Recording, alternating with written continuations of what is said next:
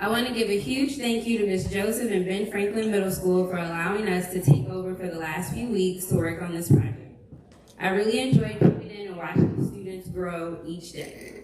Thank you so much, Ms. Rivers, for working with me. We really pulled through in the end to get this all situated in a short notice. And thank you to my Dillard volunteers that took time to visit the school and assist the kids with their research. We all worked so hard to put this very special program together, and the students were so impressive with what they were working on in the current events that they were all well aware about. The sixth graders outside on the front did an art project on what social justice means to them, illustrating their views on the topics we learned about in class. The seventh and eighth graders were tasked with becoming youth activists for their chosen country.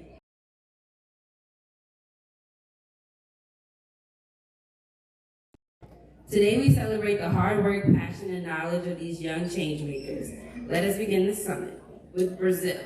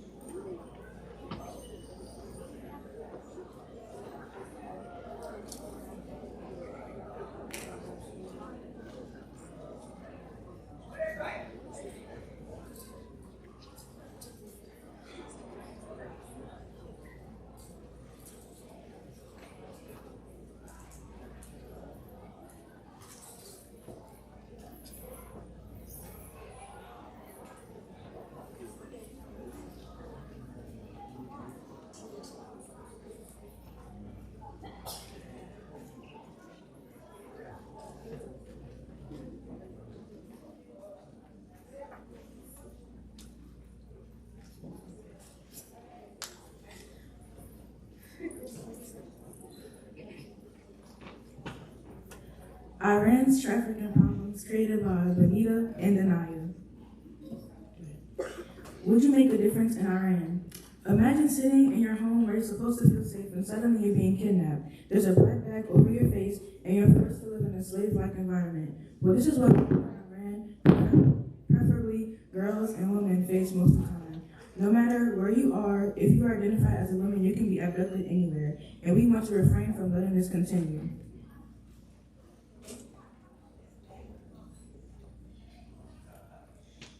Examples of human trafficking: sexual exploitation, prostitution, forced labor, domestic servitude, slavery or similar practices, gender-based violence, or forced criminality.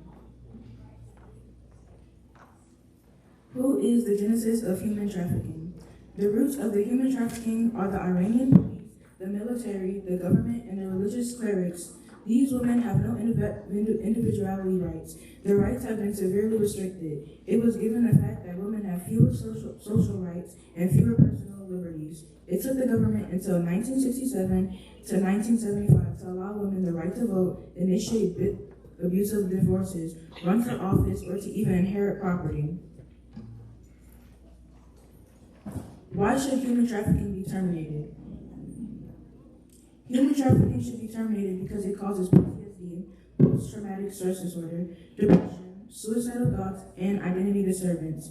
Human trafficking can hold a terrible burden.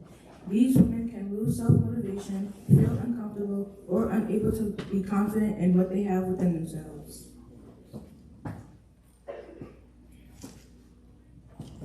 Iran already has their ways of reducing the human trafficking, but we believe it's not helping much. In Iran, whoever commits the crime of human trafficking gets 10 years in prison.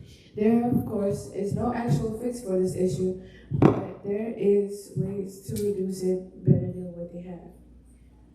We feel that a way to slow down the rate of human trafficking is to give women more rights.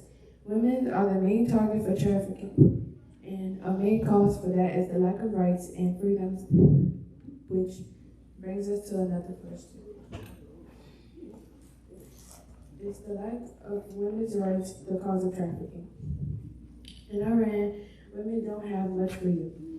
Women are forced to wear hijabs or else they won't get their basic human rights. Young girls aren't allowed to attend school, and these women cannot speak up for themselves in opposition of a man. This is a huge problem and is why most men find it easier to traffic women because they won't get harsh consequences. The increase of women's rights might just increase the will of the human trafficking problems in Iran. We believe that Iran can turn this human trafficking issue around if they take our idea into consideration. It can also help fix an even bigger problem, human rights issue.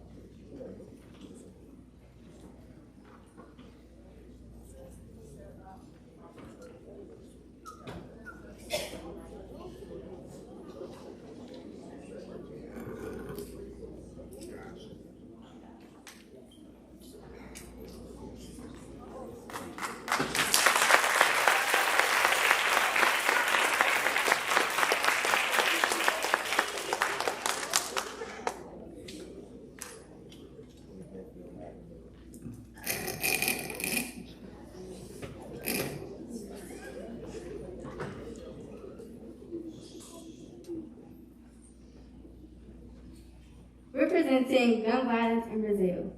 Guns account for more than 50% of deaths in Brazil. Gun violence is a serious and major problem in Brazil that should be stopped immediately. It can harm many people's lives. It is very dangerous and has affected more than 100,000 lives in Brazil.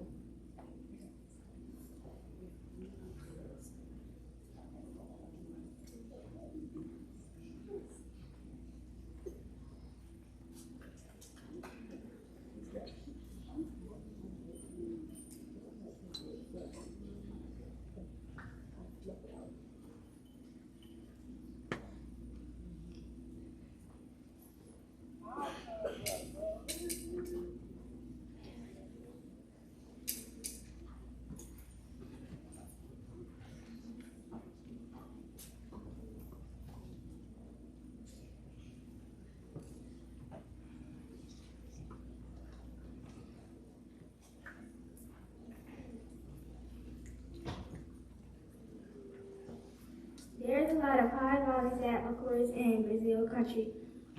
Especially gun violence is one of the most in Brazil. Fun facts about Brazil. There are about 17 million guns in Brazil and about 9 million of them are unregistered. They all bring violence.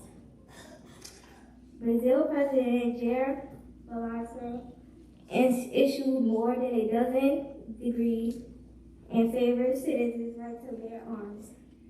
This is a graph of how Brazil has increased from gun violence.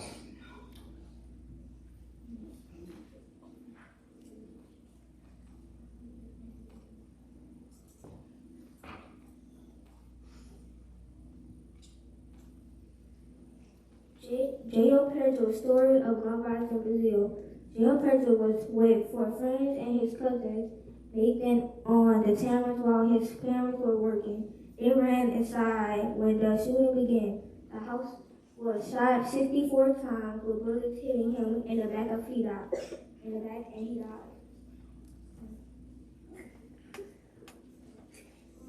Walter Jr. Maria dos Reis. The 20-year-old victim was shot 5 times, according to police report seen by the AP. His sister later told the officers she thought Calvin Conte had attacked him because of a debt he owed related to car damage done to a car. These people have died due to gun violence in Brazil. Brazil has recorded the world's highest number of deaths by gun. Between 1980 and 2010, there were 1 million homicides in Brazil. Dramatic increases in homicide rates were followed rises in equally more young men in a population, greater availability of firearms, and increased drug use. Nevertheless, disarmament legislation may have helped reduce homicide rates in recent years. Despite its very high rate of lethal violence, Brazil appears to have similar levels of general crime and victimization as several other Latin American and North American countries. Brazil has lower rates of drug use compared to other countries such as the United States, but the prevalence of youth drug use in Brazil has increased in recent years.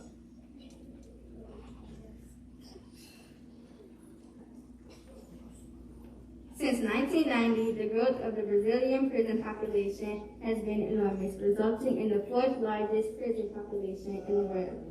Through a systematic review of the literature, we identified 10 studies assessing the prevalence of self-reported offending in Brazil and 9 studies examining risk factors. The levels of self-reported offending seem quite high among school students in Brazil.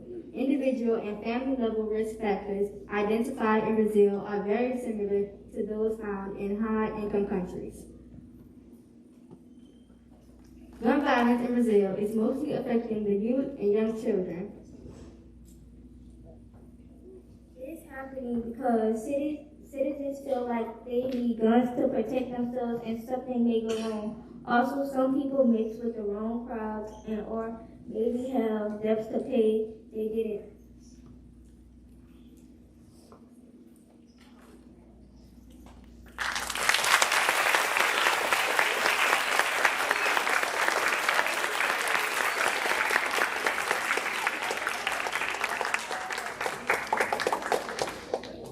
And next up, we have Thailand.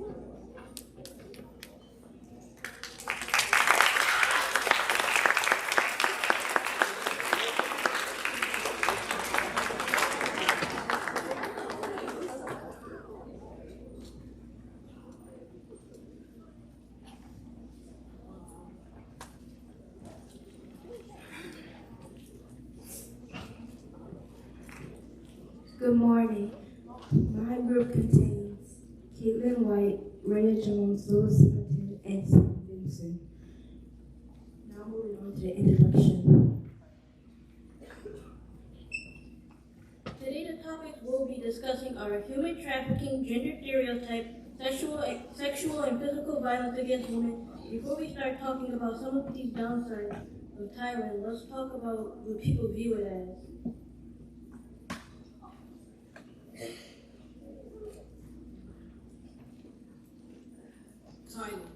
Thailand is a country in Asia, and it is one beautiful, remarkable sight. From the extravagant buildings and beautiful statues to the vibrant and eye-catching natural scenery, people all around the world can all agree that this is one of the most beautiful places on earth. In fact, that is all most people see it as, just a beautiful place.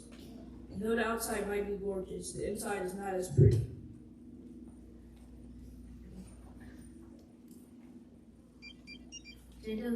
Gender stereotype.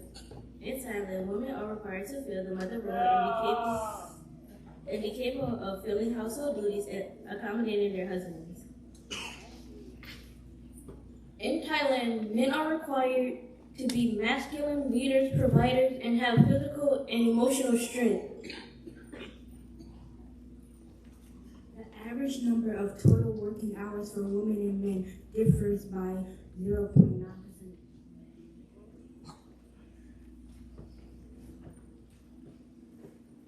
Human trafficking. Human trafficking is a big problem in Thailand. Human trafficking is a big problem in Thailand. Many of the cases which include this topic have not been solved. Human trafficking is not just taking someone for sexual activities.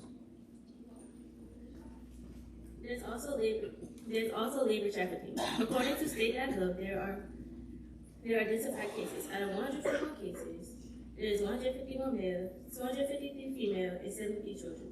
One of the most known cases involved over 100 people in Thailand was kidnapped and forced to work.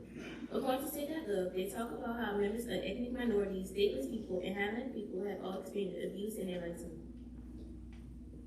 Turns out there are more cases of how military officers have helped trafficking criminals.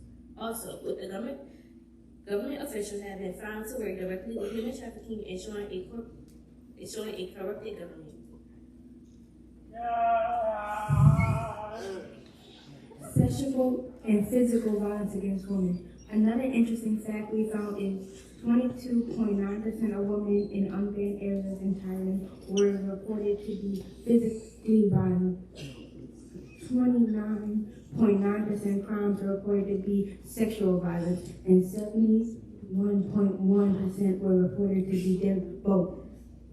Thailand is ranked number 1 for most violent countries against women. The sources we have used are the Google/Internet, online images, stock images, History Channel, Amnesty International website, and state.gov.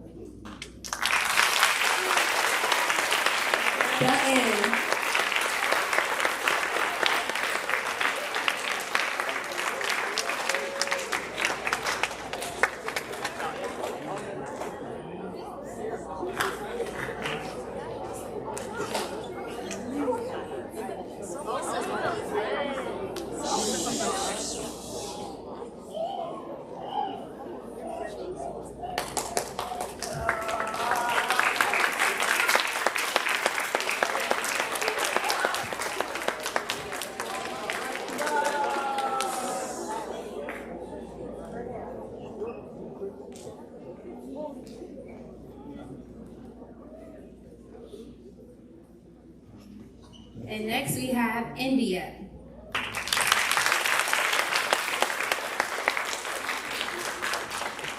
Namaste, everyone. This means hello in India.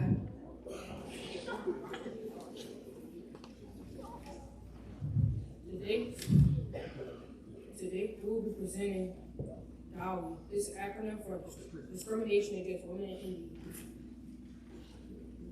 So the first question is, where is India? India is a country that is in Asia. It is more than 1 million miles large. It was founded as a country in 1497. India was founded as a country by Vasco da Gama. Also, he discovered the sea routes in India. The population of India is unbelievably 1.4 billion. Their population is approximately 900 million more than the United States. India became an independent country in the British Commonwealth in 1950. It is the 7th largest in the world. India is known for its many inventions such as algebra, number zero, shampoo, chess, value of pi, and diamond mining. Most of India forms a principle, which means it is surrounded by lots. Also, there is most of the animals there in India are sacred. Facts about women in India. Indian girls are enrolled at school at lower rates than boys, and tended to drop out earlier compared to boys. Women's rights under the Constitution of India mainly include equality and dignity. This is the woman's status in India. Women are subjected to cruel and unusual punishment in society because of inequality. Femicide is a big problem in India where they intentionally kill women who are related to gender stereotypes. The woman's role in India is to take care of the husband, kid, and house. Discrimination against women in India means employment inequality. It is unfair because men in India have more dominance, profit, and higher paying jobs. Also, women in India are not allowed to have a better education, able to hang out, be out late, and being judged on how they are.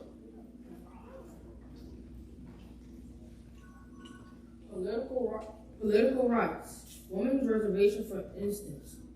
Panchayats. Art 15 of the Constitution allows special provisions for the women to be made for their welfare, such as a recent bill that passed that will ensure that women occupied at least 33% of the seats in the legislative assemblies. These bills and laws are passed, still does not influence how society treats women and their status. New Orleans is not like India because in New Orleans, we don't discriminate against women. India is still facing women discrimination. For example, the average salary a woman can make in New Orleans is $61,602 US. The average salary a woman in India can make is $383,000 INR, Indian rupee, which is $387 US per month. Taxes in India takes a year of yearly salary, which means females in India make about 38,300 rupees a year. Women in India get less high school paying jobs, which is why discrimination against women in India is unfair.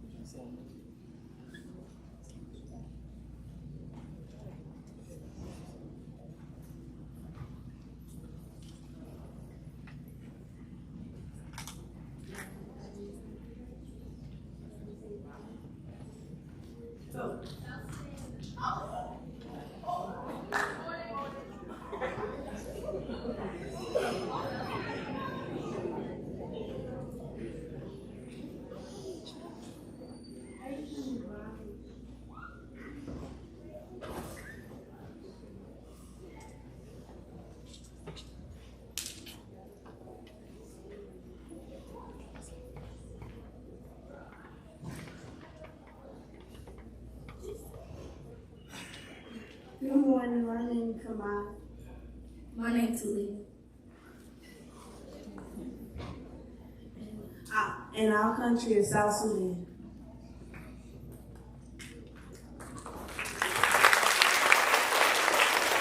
South Sudan is a country in North Africa. It is one of the poorest countries in the world.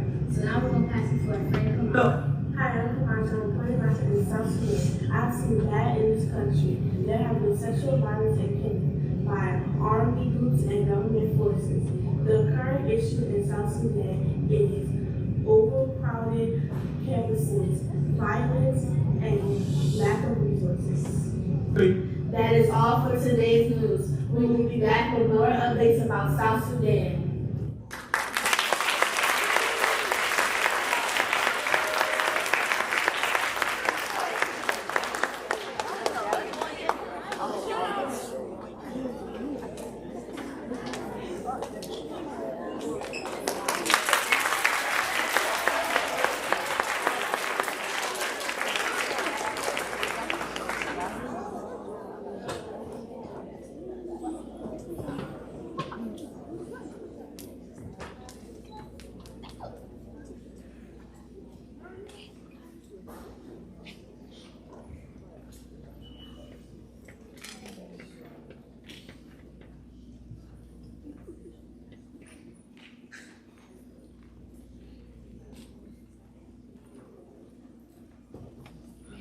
Good morning. Today our topic is on Vietnam and human trafficking in Vietnam. Today, my name is Kingston Santiago. My name is Morris Griffin.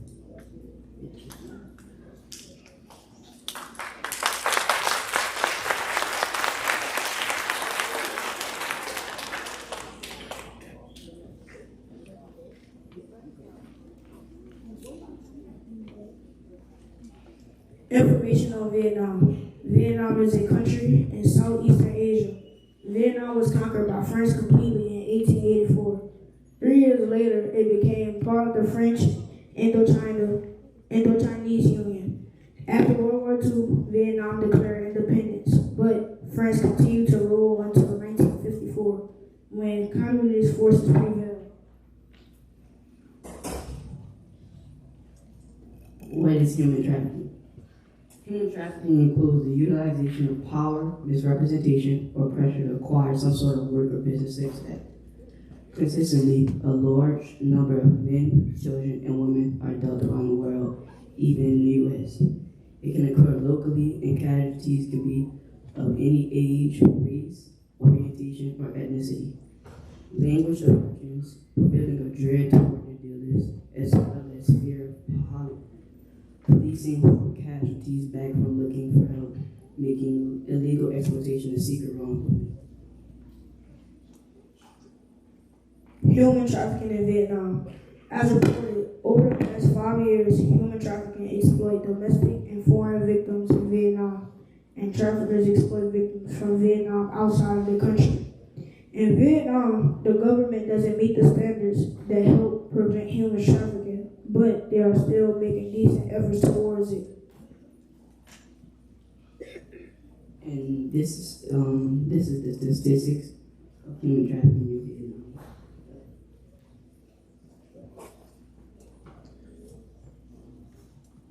How is it connected to New Orleans? Human trafficking in Vietnam and its association with New Orleans comes from the worldwide idea of nation. New Orleans is a significant city and vacation location with drawn dealers who exploit casualties, including those from Vietnam, for human or sex trafficking. The city's geographic area likewise makes transportation simple for dealers moving casualties inside the U.S. or universally utilizing streams. The two areas have their own trafficking organizations, policing, and mindfulness crusades, adding to the general battle against human trafficking. Elite populaces, monetary opulence, and relocation designs further blend the issue, highlighting the requirement for exhaustive, staggered endeavors to address competition. Human trafficking facts about Vietnam. Vietnam is primarily a source country of human trafficking. Vietnam were able to identify over 7,000 human trafficking victims from 2012 to 2017. 80% of the victims were from remote ethnic communities. Men and women trafficked from Vietnam mainly end up working on logging, construction, mining, fishing, agriculture, mining, and manufacturing sectors. In summary, in conclusion, human trafficking remains a big and growing issue in Vietnam, despite the government's efforts to combat this serious violation of human rights. This can include poverty, gender inequality, and corruption. It is essential that both the Vietnamese government and the international community work together to implement more strategies that not only address the immediate challenges of law enforcement and victim support, but also target the root causes. Only through an approach that involves help from all around, involving laws, education, economic empowerment, and international collaboration, we can only hope that we can eliminate human trafficking in Vietnam and provide a brighter future for those at risk of exploitation.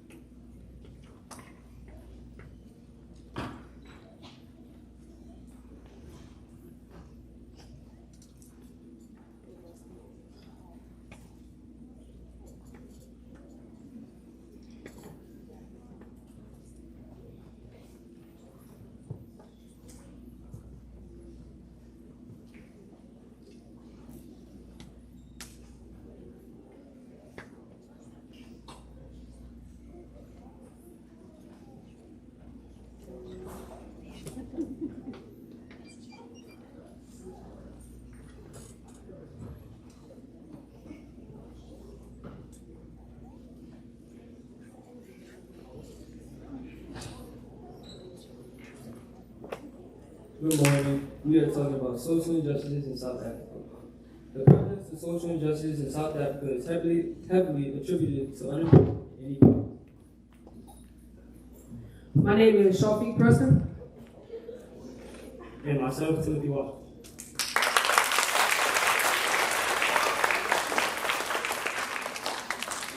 According to this website, between 80.2% and 80.9% of South Africans are black. Between 7.8% and 8.4% of South Africans are white. South Africans of color make up 8.7% to 8.8% of the population, over 2.5 to 2.6 of South Africa's identity as Indian or Asian. 0.5% of the population are classified as other or unspecified. The culture and population of South Africa. South Africa has been famously referred to as the Rainbow Nation because it is made of so many diverse cultures and religions. In South Africa's borders are Zulu, Xhosa, Pida, Swanswana, Ladibi, Khoisan, Hindu, Muslim, and Afrikaner people, to name but a few. The population of South Africa is 59.89 million in counting. With an increasing population, South Africa now has about 60.6 million people living there, most of whom are black Africans, about 49.1 million. The smallest population of races in South Africa is made up of people of Indian or Asian descent, with 1.56 million people total.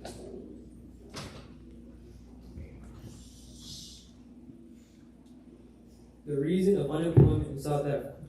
The reason of unemployment is because of the pandemic COVID-19.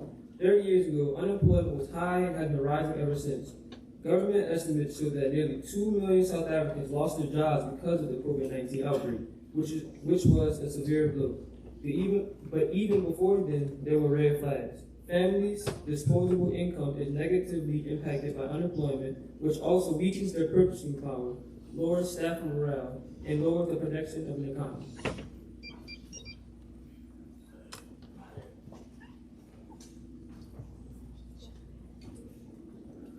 The reason of inequality in South Africa. South Africa has one of the biggest issues when it comes to inequality. Race remains a key factor in South Africa's inequality. The types of inequality South Africans go through is unequal income distribution and unequal access to opportunities.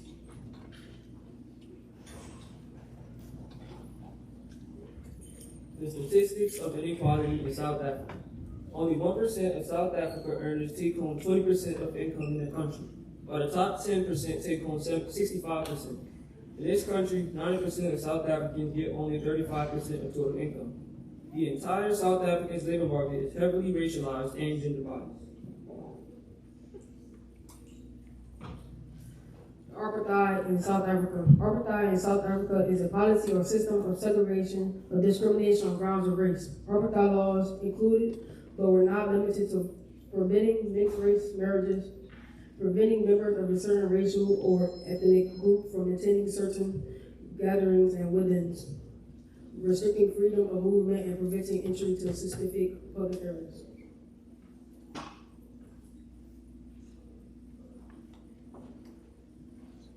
The conclusion and solution of the problems in South Africa. The unemployment and inequality problem in South Africa is a big issue. Despite that, there is a way to fix both problems.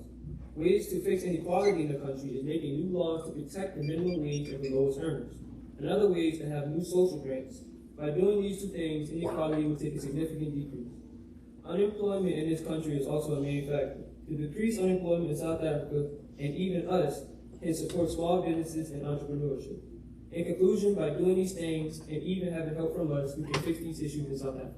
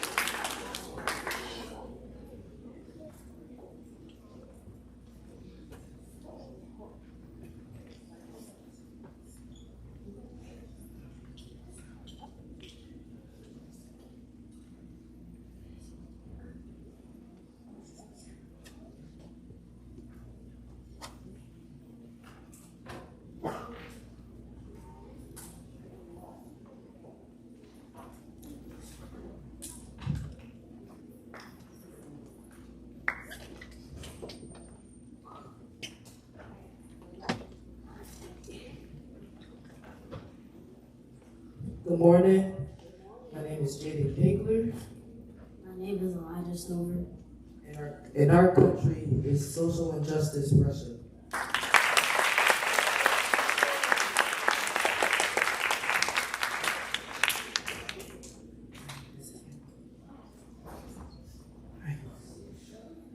Torture and cruel and degrading treatment. Torture and other ill treatment remain widespread, especially in cultural detention and prisons. The trial continued against Yarsale prison staff arrest for beating an inmate in 2018. In August, authorities promised an investigation into reports that inmates are ill-treated to coerce confessions and designated cells in State Petersburg trial jail.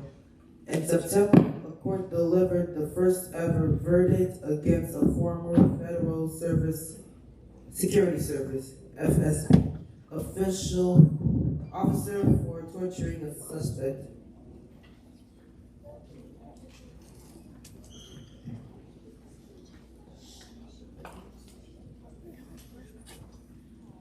Freedom of association. Authorities continue their large-scale smear campaign against NGOs. A law adopted in October 2018 banned organizations designated for foreign agents from providing anti-corruption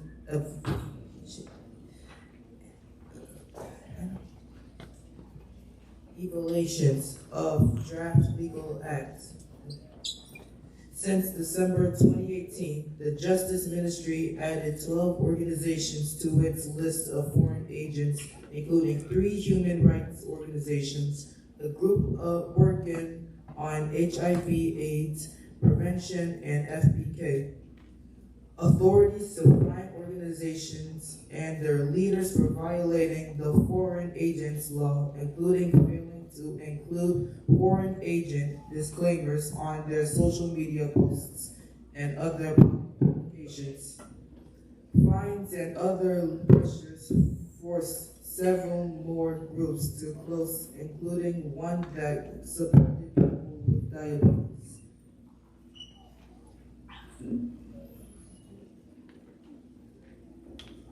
Freedom of religion.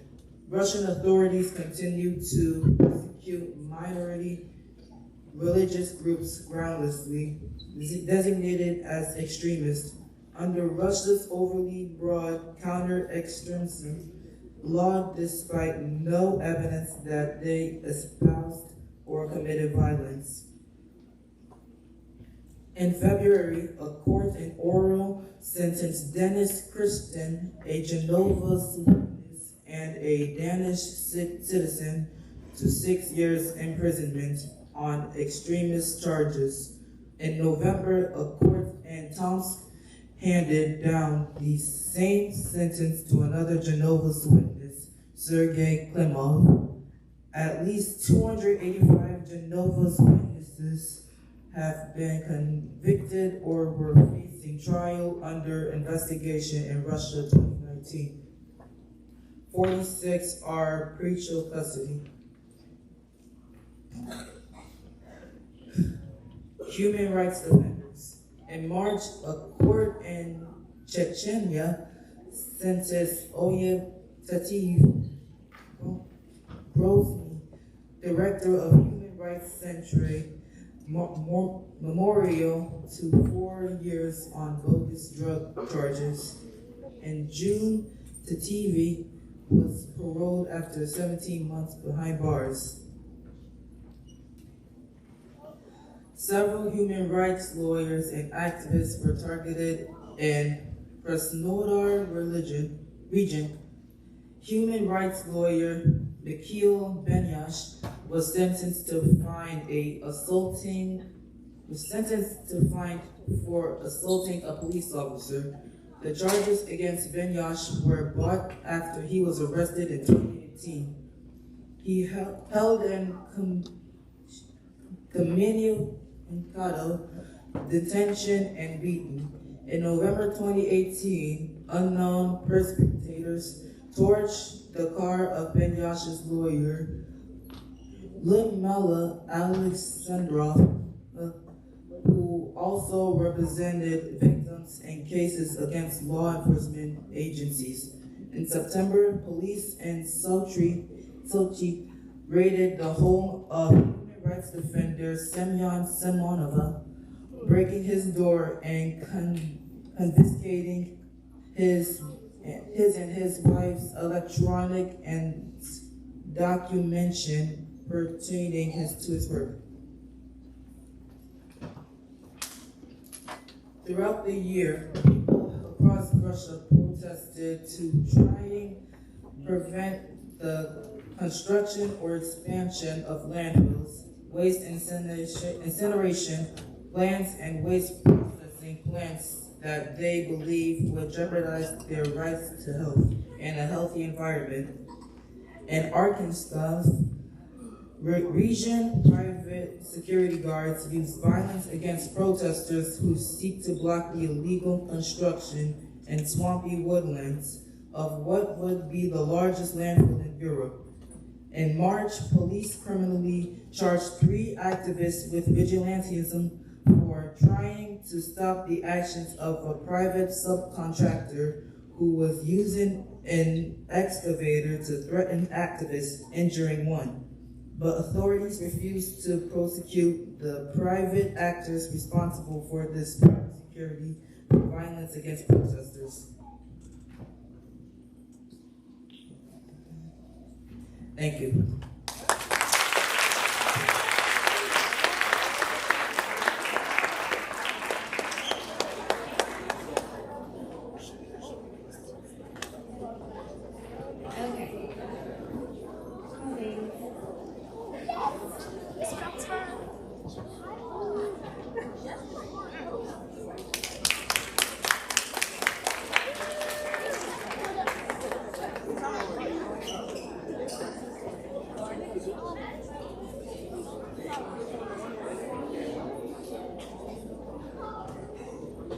Good morning. This is Keeping Up with Argentina with me, Cody Thomas, Holly Jones, and Fallon.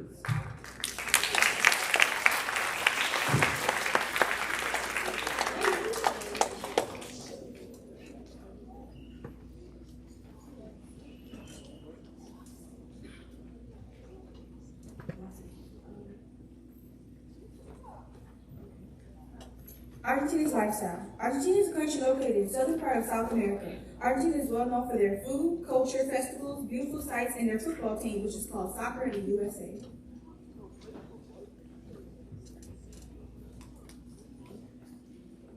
But unfortunately, this isn't.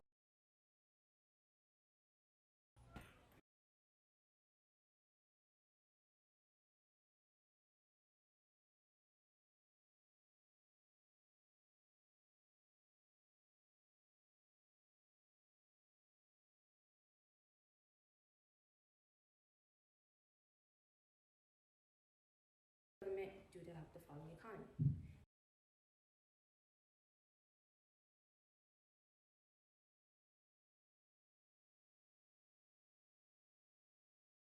It also states that 50% a year, workers do lose their wages because of inflation. For the richer population, inflation is manageable, but the same does not apply to lower income citizens. The low income citizens cannot afford to pay their rents and other needs because of Argentina losing its pesos daily and night. And the citizens are not able to do anything about it and are suffering daily, which can cause them to commit crimes just so they can live day to day. Crimes in Argentina. According to the University of Berkeley, California, Argentina is by no means the most dangerous country in Latin America. Although this statement may be true, Argentina is not completely crime-free. Argentina suffers from crime targeted towards tourists, LGBTQ+, and women, crimes such as domestic violence, robbery, and or murder. According to Amnesty.com, 233 murders were committed against women, and 91% of them were because of domestic violence. Women and LGBTI journalists suffer from increased attacks such as harassment and violence. Tourists are also targeted. Tourists are targeted for crimes like pickpocketing, luggage theft, and passport theft.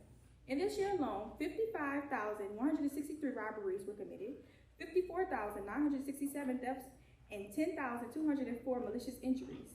Crime is the third biggest concern in Argentina now. Human rights in Argentina. When are we going to have the rights that we deserve? While we're on the topic of gender-based inequalities, approximately 90% of those women who were killed because of domestic violence, according to HRU.org and Harvard EDU. Argentina has a major human rights issues involving police abuse, a pandemic against women, indigenous people facing major obstacles, and children not getting good enough education. In 2022, just alone, there were 277 murders against women just because of their gender. The Argentina government is also repeatedly failing indigenous people by having them face obstacles with healthcare, justice, and housing issues. The government is also worried more about how they're looked from an outside perspective than how they actually are. Children aren't even getting a good education, but we have some solutions for these problems.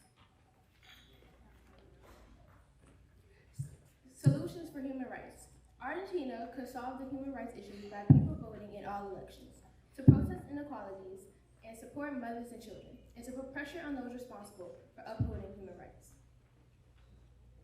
Solutions for crime. Argentina needs to take crime serious even if they're petty crimes. Argentina government seems to not care, leading to increased crimes. Solutions for economics. Argentina should put economic plans in place and help improve the quality of life for Argentinians. Argentina should also impeach the political leaders. Argentina is a home to all. It's time they start acting like it. I'm Katie Emmett. I'm Polly Jones. And I'm Callie. And you can kept up for Argentina.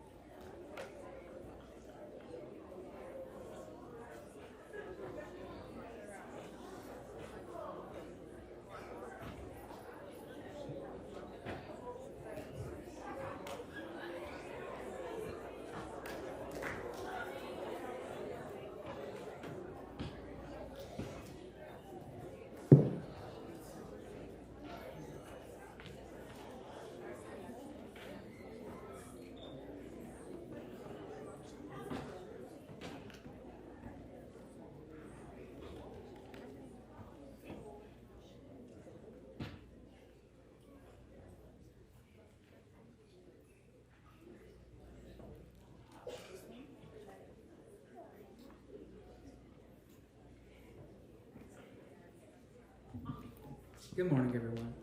Hope you're having a very nice day. Today, we're going to be discussing the tragedies within Honduras by Leila Nagdela and Iris Martinez.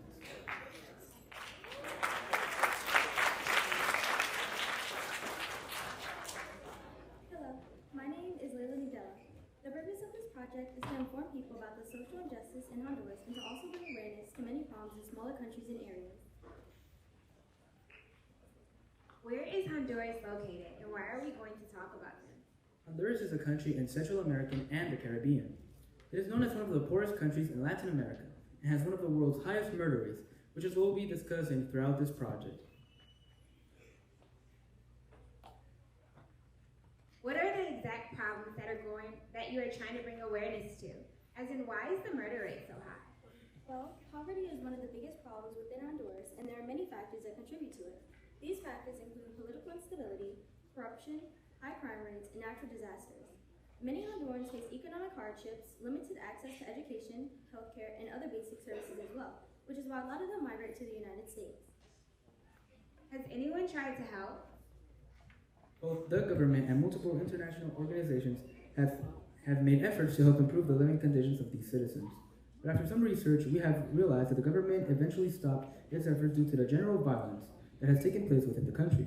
However, since there has been a new president, Xiomara Castro, it was declared a national emergency, a war on multiple hardships. What is the biggest impact? Gangs have had a significant impact on Honduras. In particular, the two most prominent ones, Mara Salvatrucha, or MS-13 for short, and Calle 18, or simply known as 18. These gangs take on the biggest role in contributing with the following. 1. Economic extortion. Gangs often coerce money from local businesses and individuals. Obviously, businesses struggle greatly to survive due to this, and people have less disposable income, which has a crippling effect on the local economy. It is such a big problem that Honduras has officially declared a national emergency over this issue, as stated from DW Made for Minds. Number 2, violence and displacement. Due to gang-related violence, many people are forced to leave their homes because they're not being able to afford the costs and threats, leading to huge displacement for them. Once fleeing, these individuals often get separated from their families and end up living in slums or impoverished areas, worsening their situation. Number 3, youth recruitment. Youth recruitment is something commonly seen throughout Honduras. Gangs such as MS-13 and 18 are usually located outside of schools, observing certain teens that could be possible candidates for their gang. They mainly look for the most innocent-seeming ones. It is such a vast threat that it's made its way to Tennessee greatly. Our main source is from Fox 17, WZTV Nashville. On February 21st, 2020, Catherine and Jacob wrote about MS-13 and how the notorious gang is recruiting teens in Middle Tennessee. According to the source, from 2019 to 2020, the Justice Department has charged multiple gang members for their heinous crimes, including torture, kidnapping, and murder. One gang member, Alex Sanchez, spoke about how he was only 14 years old when he had joined MS-13. However, children are being recruited as young as 8. Number 4,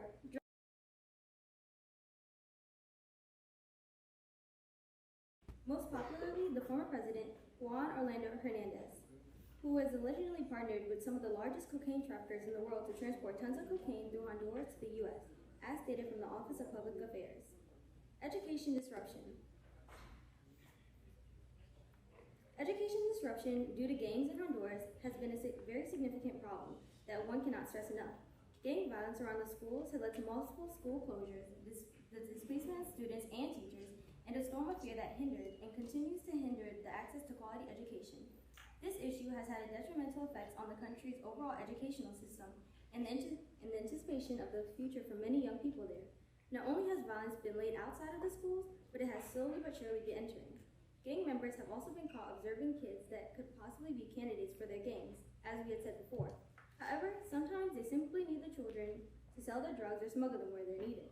Because of this and other gangs starting to get involved due to rivalry, multiple schools have been shut down due to violence or potential violence. Female homicides. Femicide in Honduras is a very known subject, yet people and authorities seem to lack participation in this certain topic.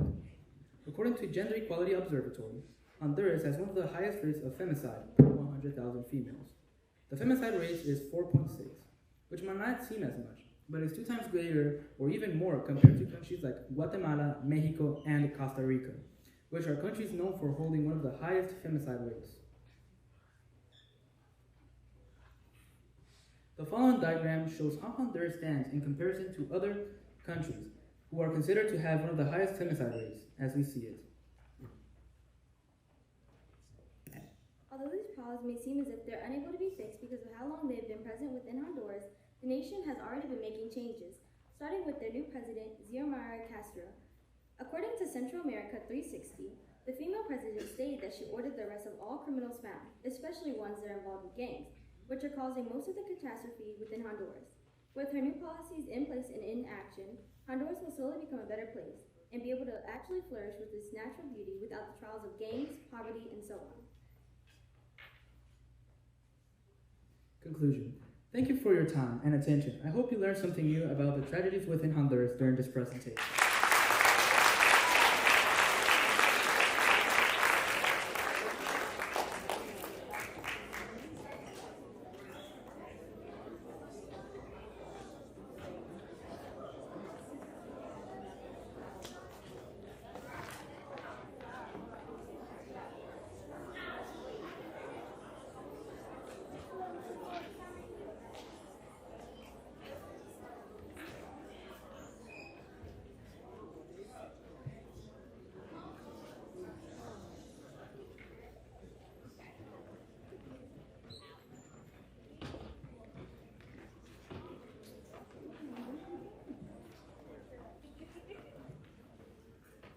Violence in Haiti.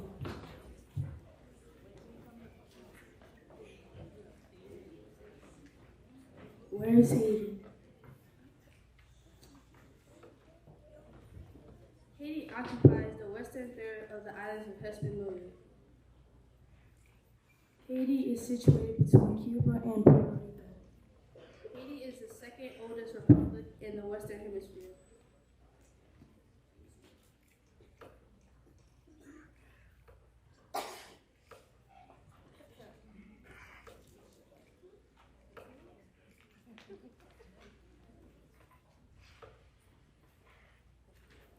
Where is Haiti's history? 1492, Christopher Columbus lands and names the island Hispaniola. In 1496, Spain established first European settlement in the Western Hemisphere. 1697, Spain gives up the western part of Hispaniola to France, then it became Haiti. In 1801, Toussaint became a regular fighter who's abolishing slavery. Proclaiming himself the black guerrilla leader, government general of an autonomous government over all Hispaniola. In 1915, the U.S. invaded unrest that they thought endangered its property and investment. 1934, the U.S. takes troops from Haiti and retains fiscal control until 1947.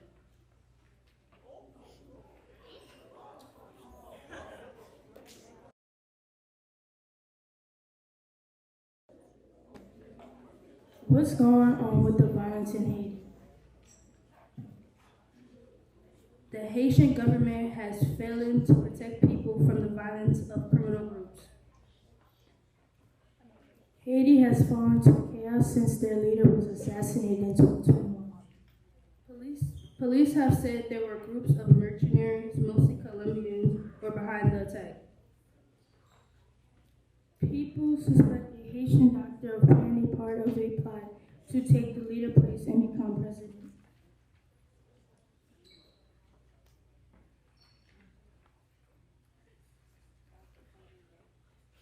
Supporting gangs and gun violence problems in Haiti. More than 200 people have died within 10 days due to gang violence in Haiti. Toddlers to teenagers are having to sleep in classrooms because of gun and gang violence. Gang members have been burning homes, using heavy machinery to demolish homes. Since Haiti's leader president was assassinated in 2021, gangs, kidnappings, and gun violence has been out of control. Gang members started to engage in a fierce gun battle with each other and the police. The cause and effect on violence in Haiti.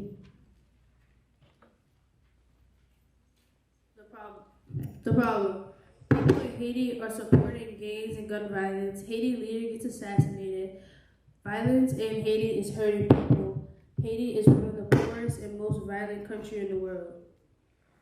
The effect, an ongoing surge of gun violence. Political and economic instability.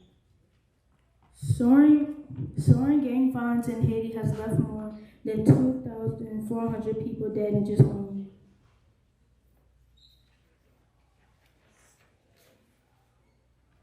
How is Haiti compared to New Orleans? Haiti is the poorest and most violent country in the world. Haiti has fallen to chaos in 2021. Haiti president gets assassinated. Over 200 people died in 10 days. New Orleans saw a devastating spike in gun violence in 2020. Over 400 people were killed in just 1 year from gun violence. New Orleans has a lot of carjacking cases. People in Haiti and New Orleans are supporting gang and gun violence. They both have a lot of deaths because of gun violence. And this ends our Violence in Haiti project.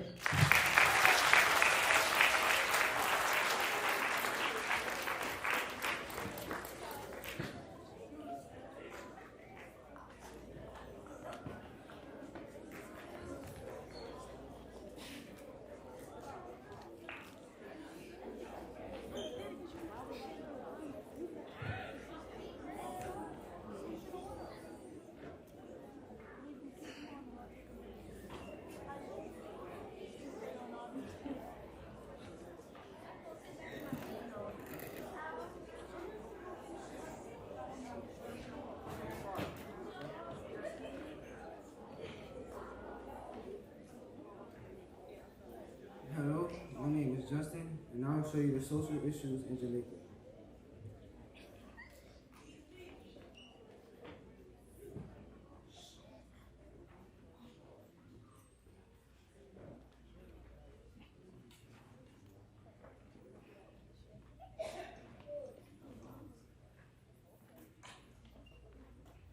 The social issues in Jamaica are poverty, high unemployment, and violent crimes such as homicides and rapes of women and girls. Why is there poverty in Jamaica? Jamaica has 20% of the people living below the poverty line. This is because of the large population that live in substandard housing. This is also because most homes are female-headed households, meaning they only have the mother in the house. Female workers have a smaller wage than male workers, causing them to live in poverty. The high unemployment rate in Jamaica. Over the years, Jamaica's unemployment rate has had a decrease but reached an all-time high in July 2020 as 12.6% of the population has unemployment. Now Jamaica has 4.5% of the population with unemployment, so we're doing better. The violent crime rate. Jamaica was named one of the most violent countries in the Caribbean. In 2022, there were about 52.9 homicides per 100,000 inhabitants in the island's nation. This was the highest homicide rate in Latin America and the Caribbean that year. How we fix the social issues? The only way I can inform Jamaicans how to fix this is to update the substandard housing, allow more successful job opportunities for people, and to increase the number of years people get in jail for homicide and other crimes. This is where I got all my sources from.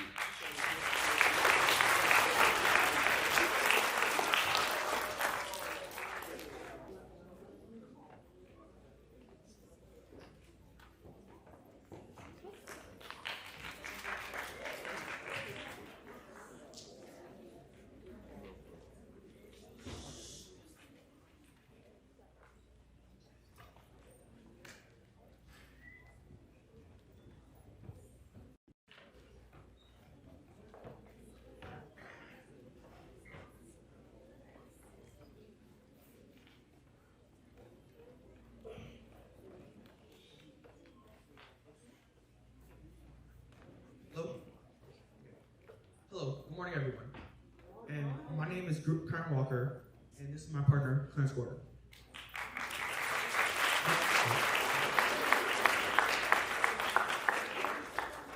Our group name is We Definitely Know What Greenland Is. And today we'll be talking about the social injustices in Greenland, like the rampant child abuse, the horrible suicidal deaths people have, and Today we'll be talking about the poor mental health of the residents of Greenland, the poverty of Greenland, and the poor child abuse. Hope you enjoy. Have a good day.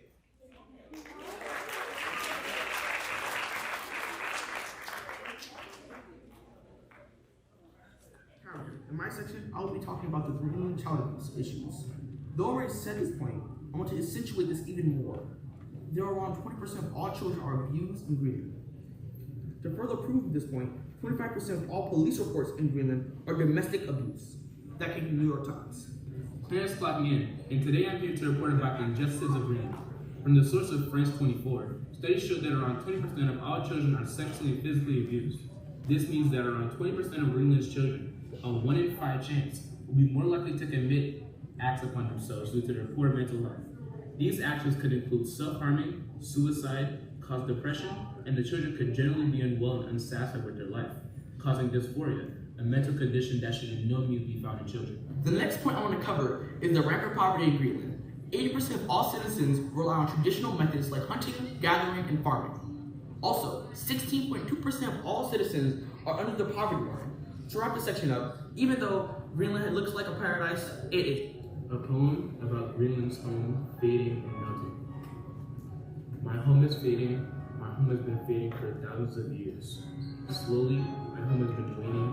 In Greenland, I'm unable to take any action. I can only cry in my tears. Clarence, I'm Karen. And our group name is We Definitely Know What Greenland Is.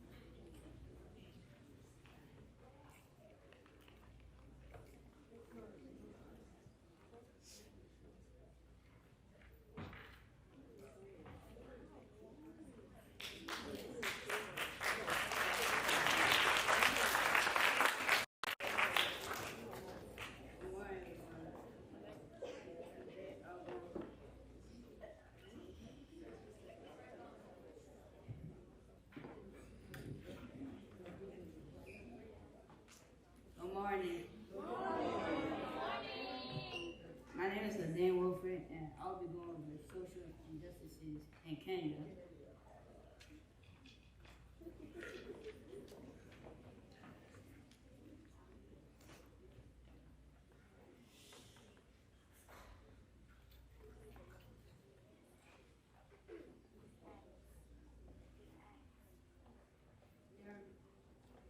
There are many social injustices in Kenya, but we will be going over the main three: debt, lack of employment, and discrimination.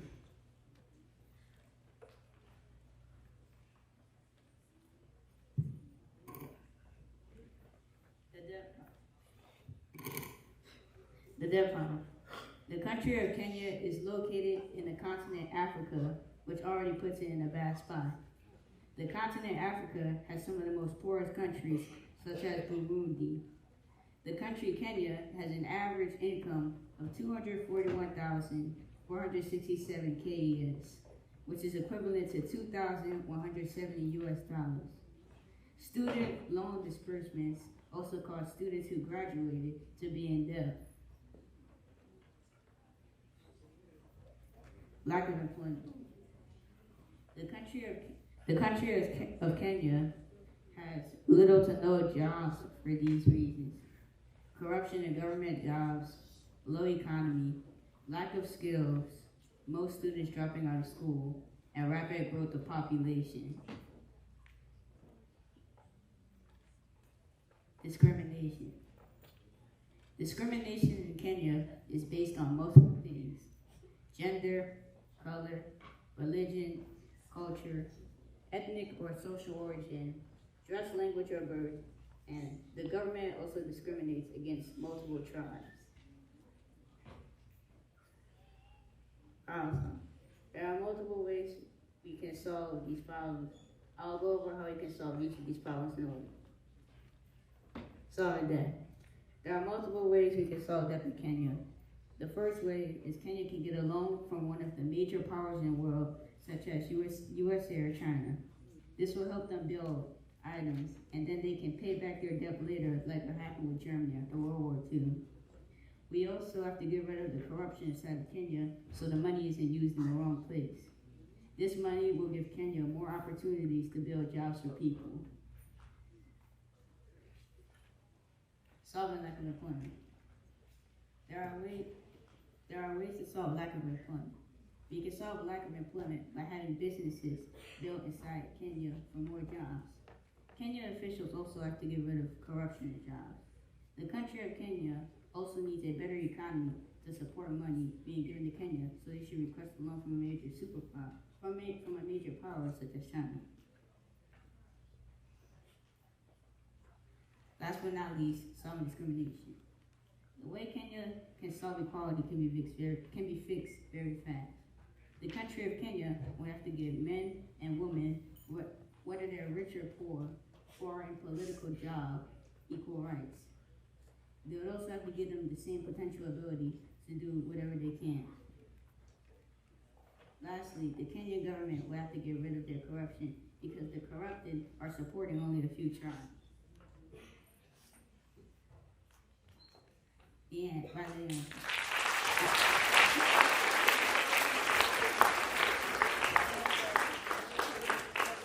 All of the info in this was found on Google, Wikipedia, Social Justice Green in Kenya, and Kenyan Law Reform Commission.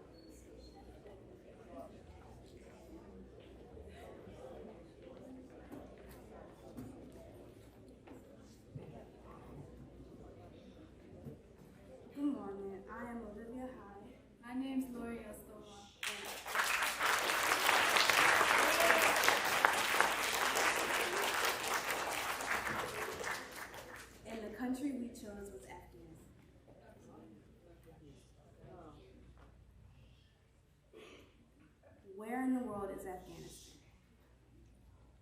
Afghanistan is a landlocked country located in southern Asia.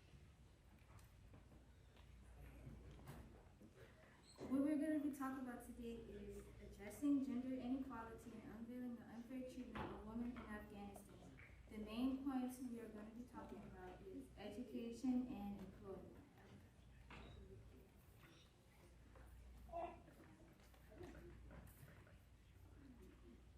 After the Taliban took full power in August 2021, women are still fighting to get back rights in numerous ways.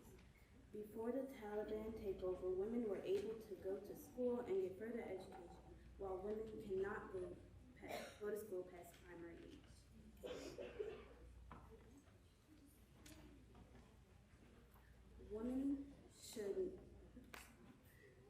Rules that women have to follow in Afghanistan are: women should not appear in the streets without a covering of. They should not wear heels because they make noises that men cannot hear. Women should not speak loudly in public because no stranger should hear women's voice. All street level windows should be painted over or screened so they are not visible to the street. A law was passed that banned girls from above age 8 going to school. Female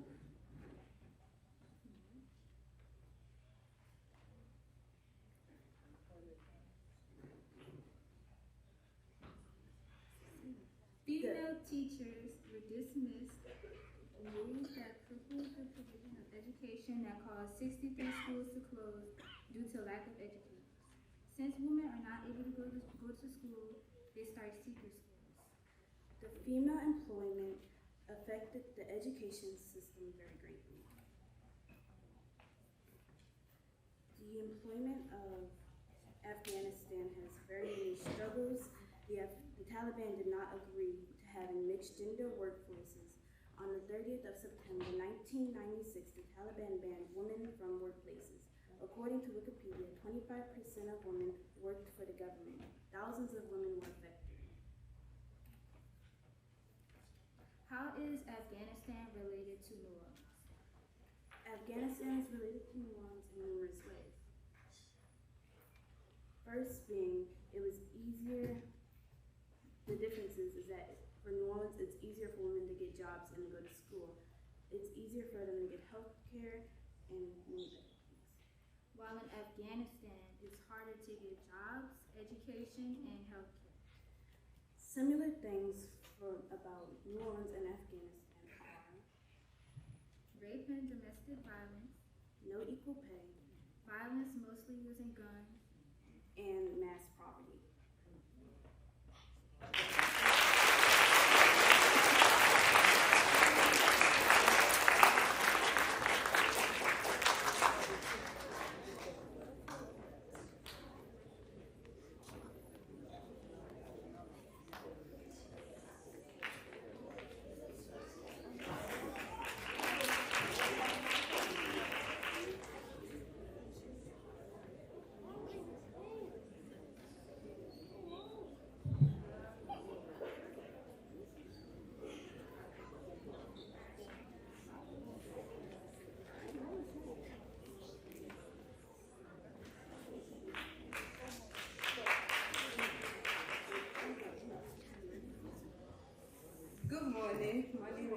And my name is Amore Erson. And the country we have is Canada.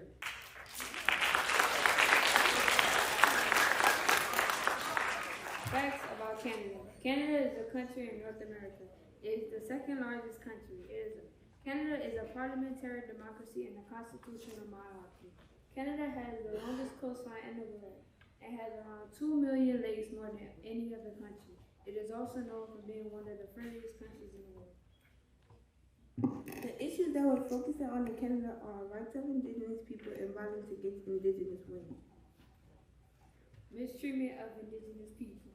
Indigenous people have no rights in Canada. Indigenous people are being treated poorly by experiencing overcrowded housing, food insecurity, unemployment, children, mental health problems in their youth, and low levels of confidence in the justice system. Indigenous people are 30% more likely to be sentenced to prison than white people. The biggest problem for Indigenous people in Canada is socioeconomic inequality. What rights don't they have? No access to clean water. They have poor health conditions. A shortage of housing for them. Being aimed at for discrimination and racism. Violence against Indigenous women. 45% of people of missing are Indigenous. In Canada, Indigenous women have experienced long-standing and stubborn discrimination. Over 4,000 Indigenous women have been murdered or missing. This originates from racism and sexual objectification of Indigenous women and girls. What is Canada doing to change this? Canada's government gave $305 million for an Indigenous Community Support Fund. To help the Indigenous women, Canada has funded the Partnership and Capacity Building Project, PTMA. They are also paying families of victims of Indigenous women that have been murdered or sexually assaulted $95.8 million. Civilization. Canada is home to many different people and is viewed to be a peaceful place. However, that is not completely true. Canada is far from peaceful. There are many injustices in Canada that are still unsolved. The Canadian government tries their best to solve these problems, but it's not working, and the bills they are passing are not effective.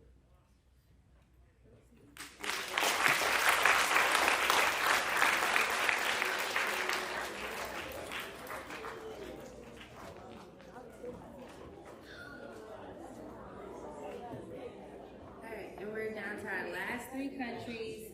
We have Uruguay, China, and USA coming out.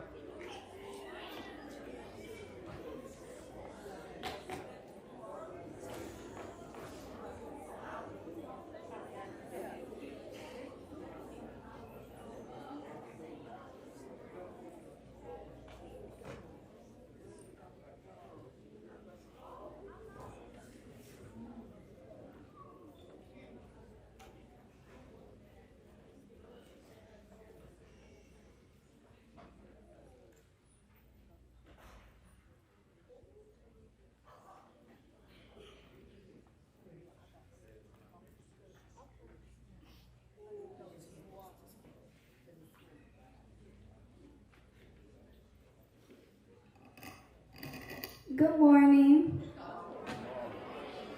My name is Tatiana Ingraham. My name is Craven David. And my name is Lola Reese. And this is our presentation on the social injustice, which is crime rates in your youth.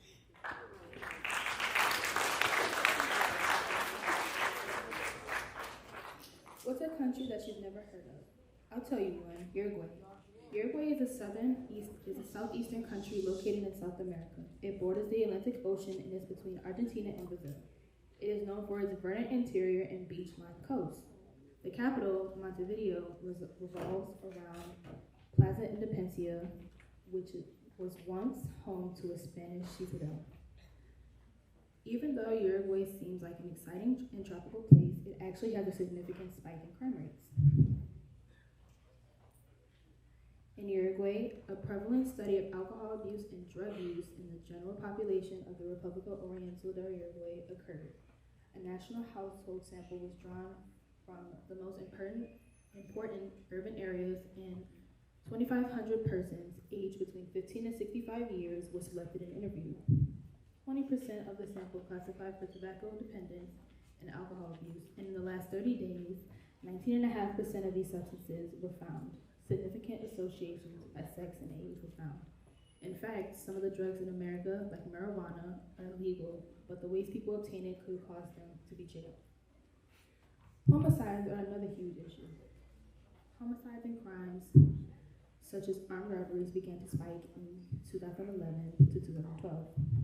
Ever since then, murders have increased by nearly 40%, but it is the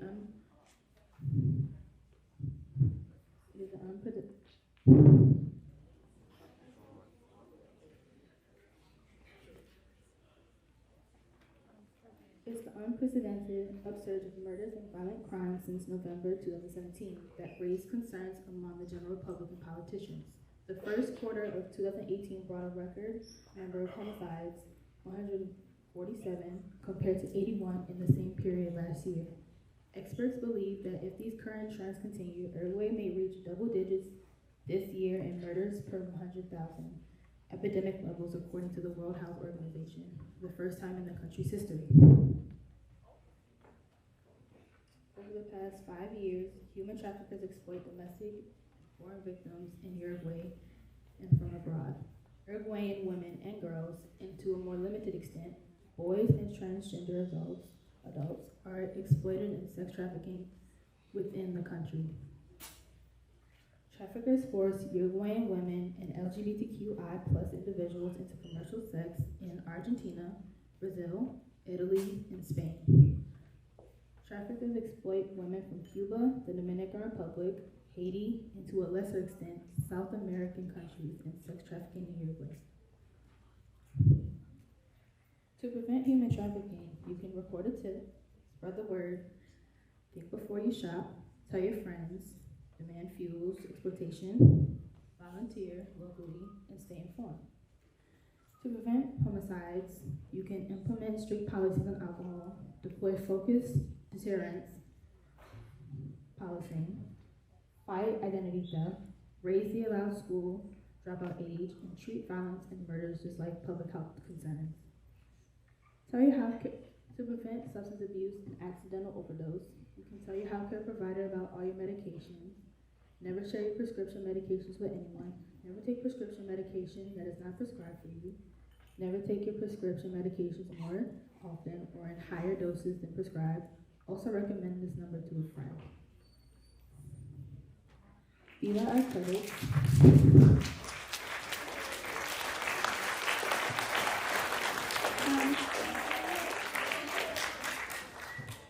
Also, we have a project that I worked on, which is a drawing that represents the two main causes of crime rates, increasing crime rates. This is the drawing which represents the two main causes, which is drugs, homicides, which every civilian has done, well, mostly to end up in prison.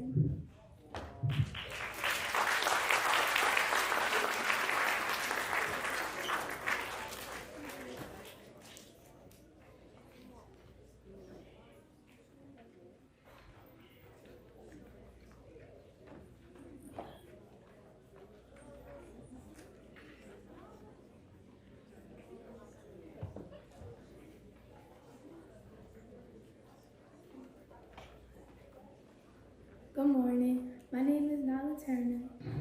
My name is Anaya Jackson. And my name is Kaylee Duckett.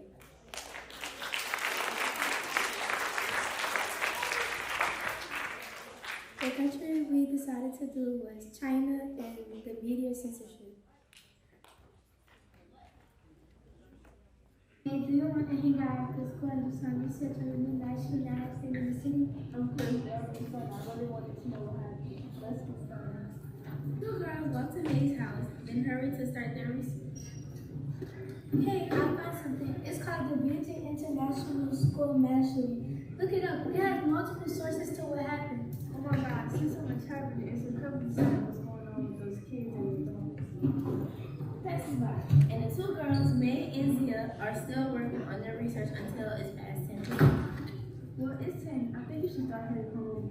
Yeah, you're right. We should do more research on it tomorrow. Y'all okay? That's fine. Who walks home from May's house, which is just down the block from May's house? You want to go to the lab then? Yeah, sure. None of the research that was on the internet is not here from yesterday. Exactly. I cannot find any resources that are saying. Every time the girls tried to look it up, the page had a censor sign showed up with a lie. Yeah, I think I know what happened. They probably took out the media because it doesn't want to bad look on time. You're right. It's always the government and the president that takes all these things out the media. It's called media censorship. It's especially important. China doesn't want the country to know about them. That's why you don't really hear people talking. Censorship is not right and should not be used. It is a violation to human society and can be extremely dangerous to citizens by them not knowing what's going on in their area.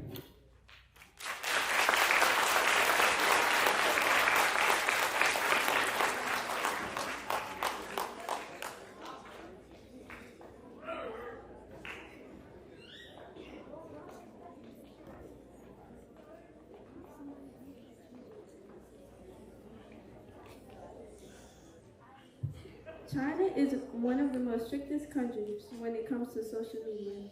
This is called media censorship. What is media censorship? Media censorship is repression of sites or anything else on the internet that may be harmful or offensive to the viewer. China wants to keep their traditions safe and block most of the outside world from within their community and country. The government is trying to protect Chinese people from reality with media censorship. How is China using media censorship? China uses media censorship and firewalls to keep control of what's going on a person's phone, laptop, TV, and other devices that are used in China. China's government is using legal ways to force journalists and media organizations to censor themselves. This is because the Chinese government is trying to avoid potential subversion of its authority. Censorship is seen as a tool to maintain the rule of the CCP, known as the Chinese Communist Party. The Council on Foreign Relations states that views that are unwelcome should be censored by the authorities. In China, there are apps that are blocked.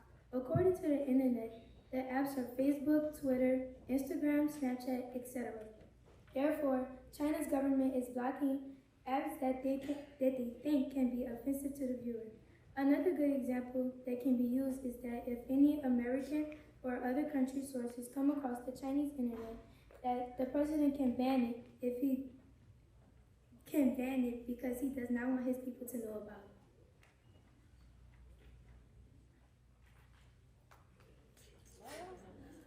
China jails anyone that tries to get past the media censorship, and it doesn't matter how you're doing it. You could be a journalist, blogger, or activist. You will still be put in jail. Google is having a battle with China about their media censorship policy. This is because of China's strict government censorship online, and according to the internet, Google refused to abide by government directives under Chinese laws and regulations. It also states that Google shut down its Chinese websites altogether after failing to reach an agreement with Beijing over how much content to censor in search results. What are things that need to be established to bring awareness to media censorship? Media censorship is not right and shouldn't be used. It is a violation to human society and can be extremely dangerous to citizens by them not knowing what's going on in their area or the outside world. The government is trying to keep the world and other countries out to protect and make sure nothing brings it into their country. But it's also unfair because it keeps them from knowing about the outside world and not letting them have knowledge about what we're dealing with. We can help this media censorship come to an end by bringing awareness around the world to help China be able to fight for more access to more apps and information with the apps we use. This will give them the privilege and freedom they want and need, as well as let them have knowledge about more places around the world.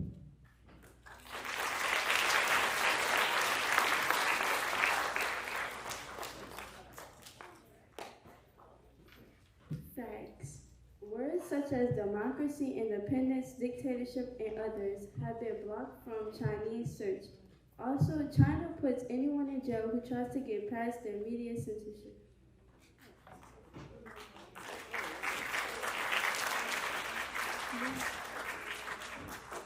Thank you for listening to our presentation about China's and their media censorship.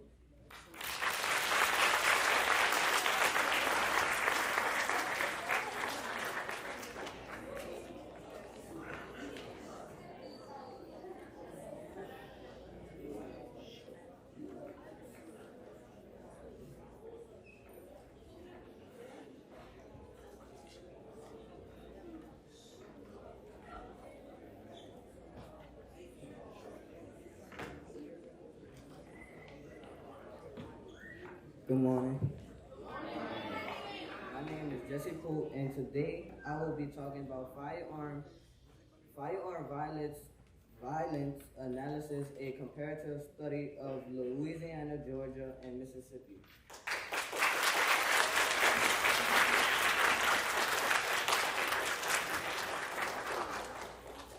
Gun violence in the United States. Gun violence is preventable public health tragedy affecting communities all over the United States. Every day, more than 100 Americans die by gun violence, including 64 who died by firearm suicide and 39 who died by firearm homicide. and 3 who were killed by other firearms of violence. In additional, every day, nearly 200 Americans visit the emergency department for non-fatal firearm injuries. Of half of these cases are a result of a firearm assault, and in addition, 39% were unintentional or a result of firearm injuries. Overwhelming evidence shows that firearm ownership and access is associated with increased suicide, homicide, intentional firearm death, and injuries. These injuries and deaths are preventable, and we must advocate from evidence-based on solutions to make gun violence in the United States rare and abnormal. Gun violence in Louisiana. Louisiana currently in the state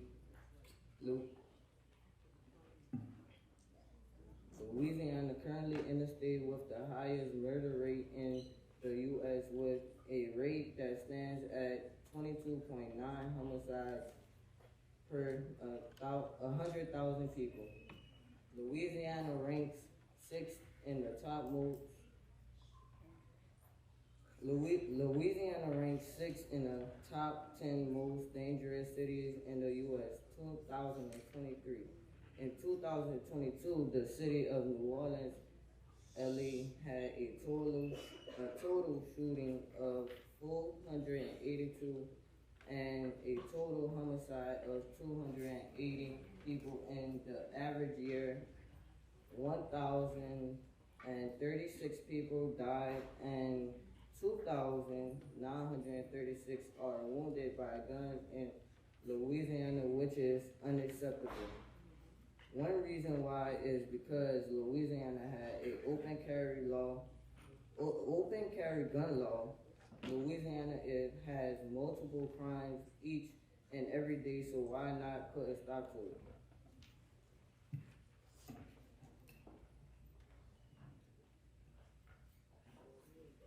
More than 100 Atlanta, Georgia teen deaths and children has been shot to death this year, with a violent crime rate of 3.9 and a poverty crime rate of 17.5. Georgia crime rates aren't too far from national average of 4.0 and 19.3. Compared to the previous reporting year, violent crime in the Peach State fell by around 3%. And property crime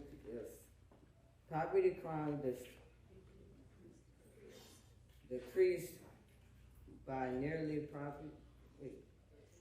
13%. Atlanta, Georgia has a total violent crime rate of 4,583. In 2021 and the 2022 a total of 4,809.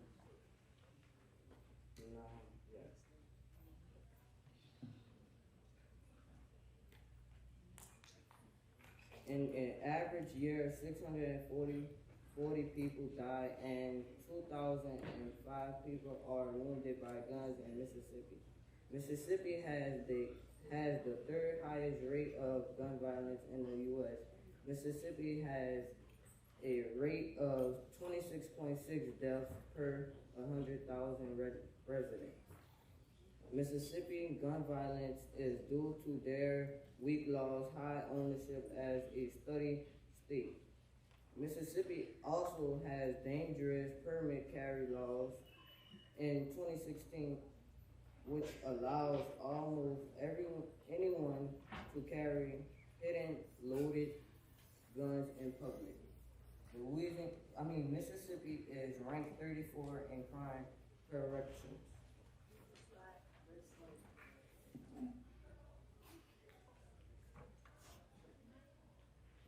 Gun violence solutions. So the solution I went with was the Rocket Foundation. The Rocket Foundation shows that Takeoff and Quavo and Offset was highly affected by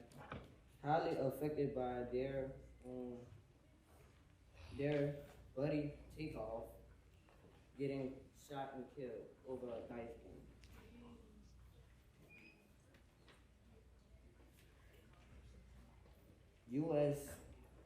USA gun laws solution. President Joe Biden to establish first ever White House office of gun violence prevented to be overseen by Vice President Kamala Harris.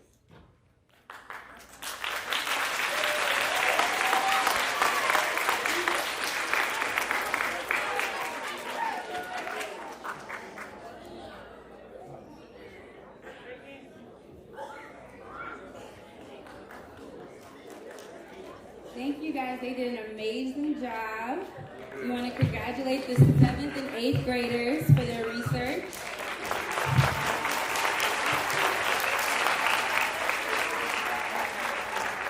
And now we're going to have the Hangout NOLA, Ray Bender, come up and do the youth panel discussion.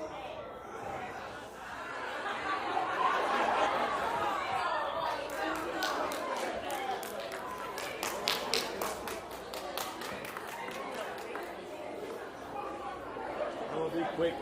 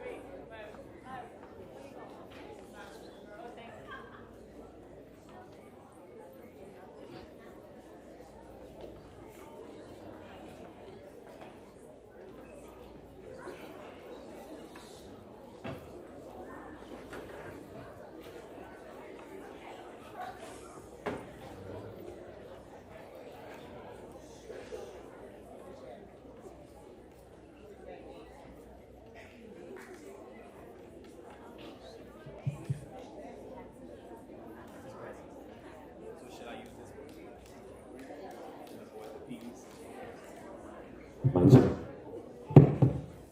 just wanted to wake y'all up. It's all good. Okay. So, first of all, good afternoon. How everybody doing? Hey, listen. First of all, can y'all please give a round of applause to everybody who came up here? That was some absolutely amazing, I see you, boy.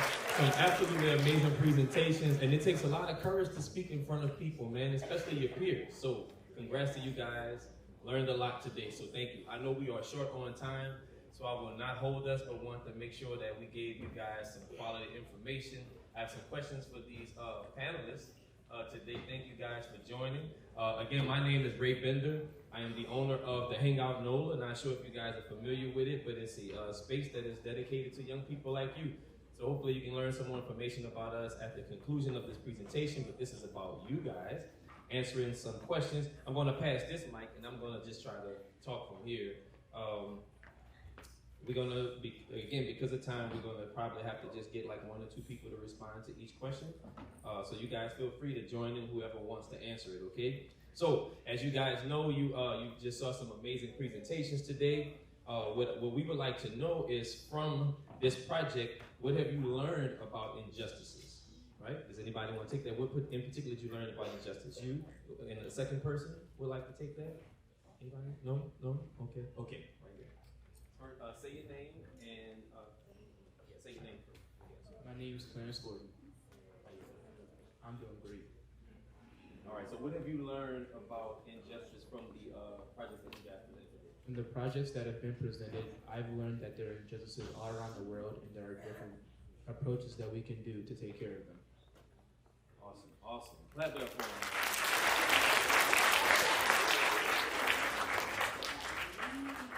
Hi, my name is Zayla Nutella, and from the projects that have been presented, I learned that, just like Clarence said, there's injustices all throughout the world, and I've realized that you can make changes one way or the other, whether they cost money or not, and I realized that through the projects, everyone's trying to fight for equality right now.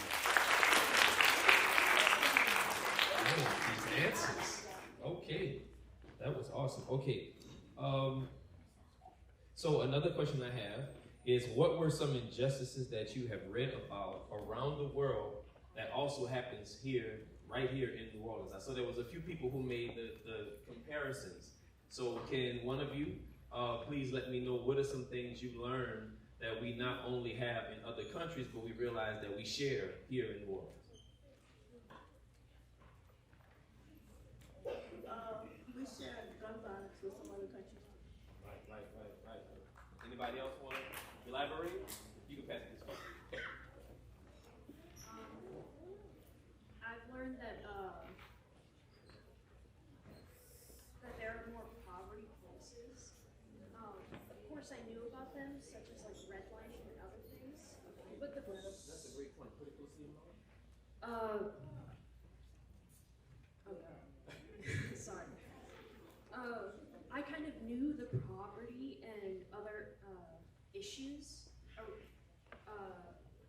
like in our community, such as redlining and other things, but I didn't realize how many things we have similar to those in Latin America, South America, many other places. And it was a really interesting point that people have made. So real quick, for those of you who heard, she mentioned redlining. Can you just briefly say what redlining is? Yes, sir. Redlining is when people of color in quote unquote dangerous areas, where they are prevented to be like homeowners and sellers due to the fact that people lower the prices of their homes in order to lack success in that area. Awesome. Clap it up. A very important thing that she mentioned about redlining. So, as I look out into the crowd, the vast majority of us in this room are people of color, right? And there are a lot of injustices that are happening on a daily basis to people of color. And the great thing a lot of times is that we can form alliances with people, our white brothers and sisters, who can help us fight a lot of these things, because we're all one human race, right? So we know that there's always a need to push the envelope, and that starts with y'all. Like, it doesn't have to be because you're an adult. You don't have to wait until then. Just by informing yourself and educating yourself of these type of things can help you in your future. All right, so please continue to do that. Go down to this side. So what can the community do to help support our youth in New Orleans? Like, there's a lot of things that you guys may need resources for, things that you feel like, okay, we don't have enough of this, or adults think we have this, but we really would like to see it this way. What are some of the things that you guys would like to see in New Orleans? Why don't we start with you? I think the way we can probably help our community and our organization is just volunteering in general to help the masses and like homeless shelters, elderly, things like that. But for the people of color per se, I would probably start with petitioning. It's very simple, very easy. All you have to do is make a sign, just go to your local government and say, hey, we need these things for our community. Awesome. Can you pass it down to something that could be included on giving people an education environments, learning about the different types of learning. Can you guys hear in the audience? Just kind of hold it up closer to you so they can hear. Something that could be improved upon is people in the educational environments learning more about the different types of learning, because a lot of the time it seems like they just give us all the same format for learning, and are like, well, that's going to be good for all of them. When, well, there's many different types of learning, there's many different types of brain structures, and so like researching into those different types of learning and trying to incorporate all of them into a classroom so all the kids could learn at an equal rate, yeah, that would be better.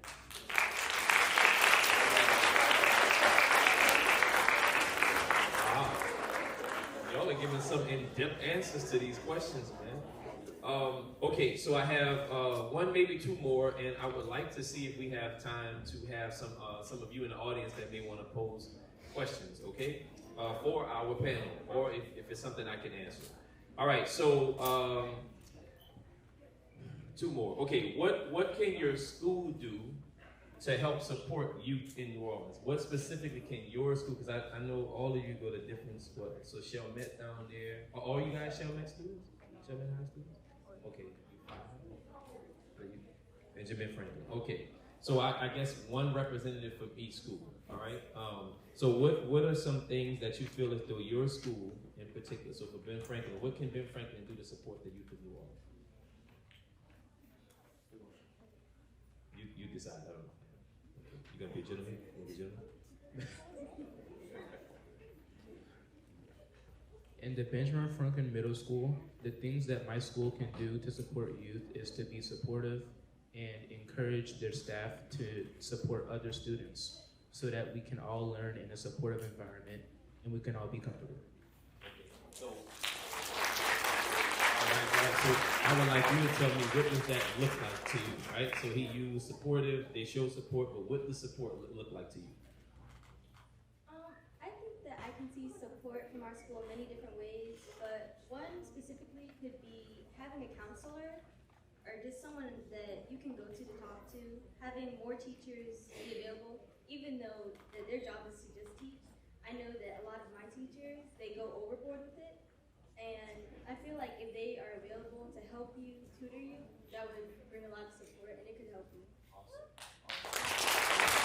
And just, I'm assuming that Ben Franklin teachers in here and educators from multiple schools, so hats off to you guys, because these young people were soar in life, and I am obviously a result of a great education. Like people taking the time to pour into me, whether it's my family members or certainly educators. So clap it up for yourselves one time. All right, so we go down here because you haven't said anything. But so same question. So what can Chalmette High do for the youth of New Orleans, in your opinion? I say the School of New Orleans and all the schools in Louisiana in general, or in America, or in the world even, is that I feel like there should be more protection of your rights and your mental health as well. Because as you cannot properly learn if you are going through something yourself.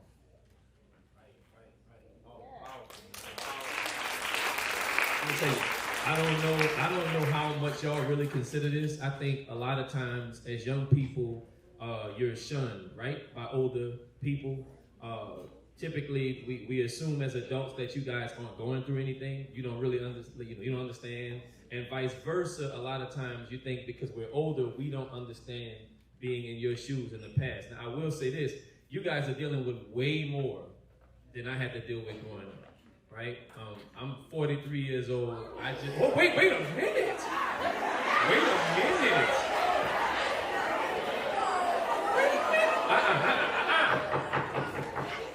Do I have a gavel? Wait a minute. Okay, maybe I shouldn't have shared that. Okay, if y'all was going to judge me. Okay, that's in the... Brother. That young man said, you're old. And he was just bold. Okay.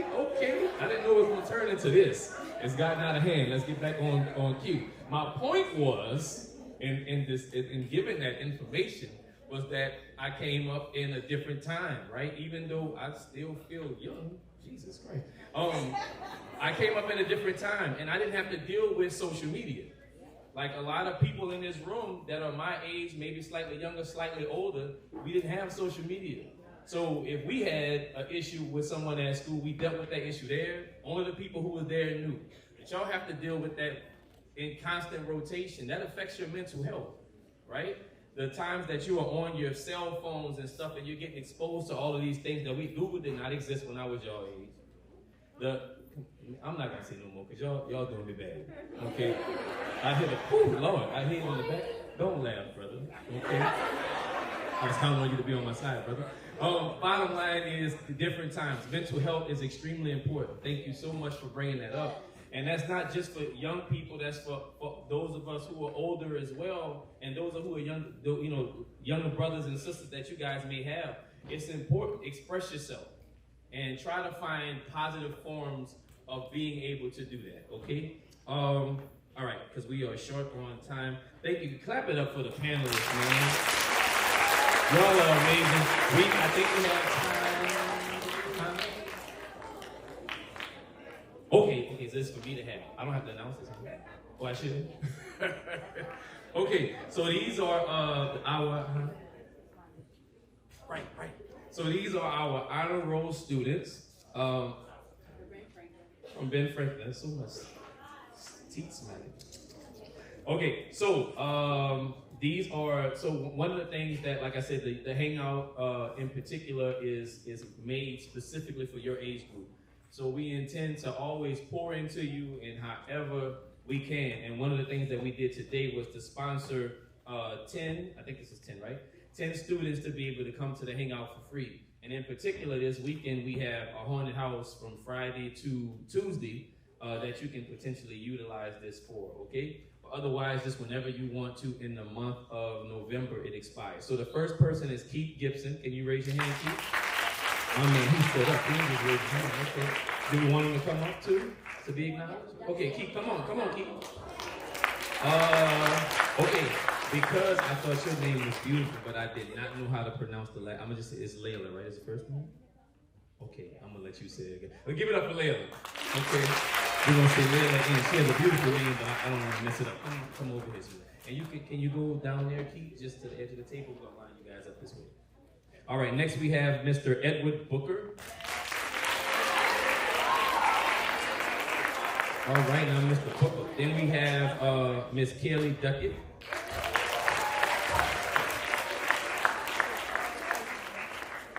All right, Miss Anaya Jackson.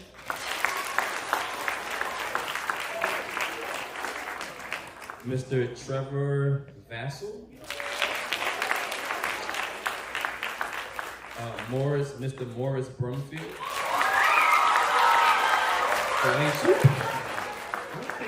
Okay, Morris. Dana Darby. Is it Dana or denied? It's denied? Huh? Denied? Okay. I'm so sorry, Ms. Darby. All right, I ain't want to mess you up, baby. I'm sorry. All right, Timothy Williams.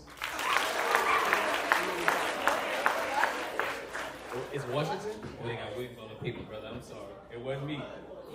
I promise you I know how to read, brother. I'm sorry. Mr. Washington. Looks like he's about 6'5". And Samuel Vincent. Y'all come down this way. I didn't want y'all to stay down there. I just wanted y'all on the same team, too. Look at y'all.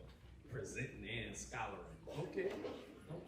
Scholaring is not a word. Please do not use that in class. I made that up just now. All right. So, y'all give a round of applause for all of these bright young people. All right.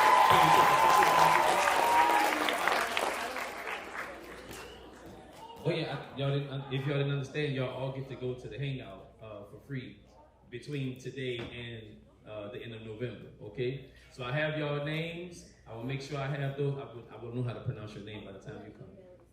We're gonna email it to the principal. You want to say anything? I'm sorry, go ahead. We're gonna email the gift cards to the principal to send out to you guys. It's an e-gift card. But y'all can go over there and take your picture, please. Thank y'all. And then y'all can do.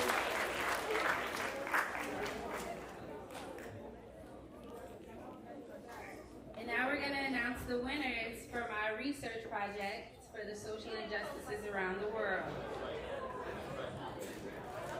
And then we're doing our